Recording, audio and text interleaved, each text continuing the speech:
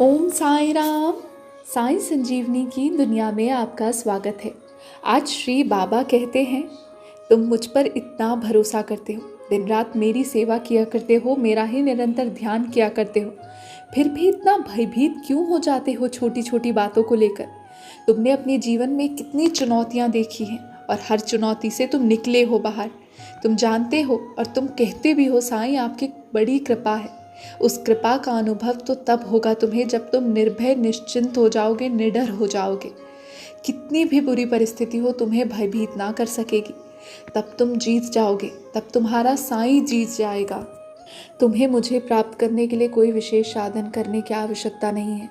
मैं तुम्हें बार बार एक ही बात दोहराता हूँ, मुझ पर भरोसा करो।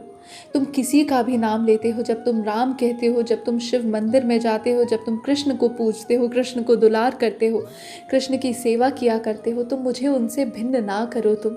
मैं चाहता हूँ तुम उस भेद को नष्ट करो। मैं तुम्हें उसी स्वरूप में दर्शन देने आऊँगा जिस स्वरूप में तुम मुझे चाहते हो। तुम्हारा साईं हर किसी में विद्यमान है। तुम राम और कृष्ण की बात करते हो, अरे तुम तो अपने पुत्र की सेवा किया करते हो, उसमें भी मैं ही होता हूँ।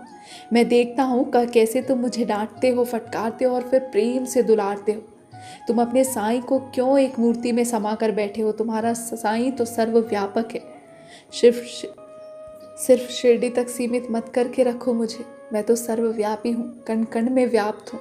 जब भी तुम्हें दुख तकलीफ होती है, देखता हूँ छोटी छोटी बातें भी तुम्हें कितना बोझिल कर जाती हैं, तब मैं ही होता हूँ जो तुम्हारे मन के भीतर से आवाज़ करके कहता हूँ, अच्छा रुको, सब ठीक कर दूंगा। और तुम विश्वास करो मेरा, मैं हूँ ना तुम्हारे जीवन में।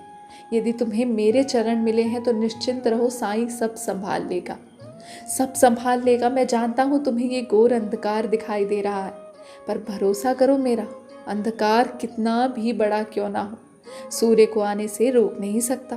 तुम भरोसा करो अपने साईं का। ओम साई राम।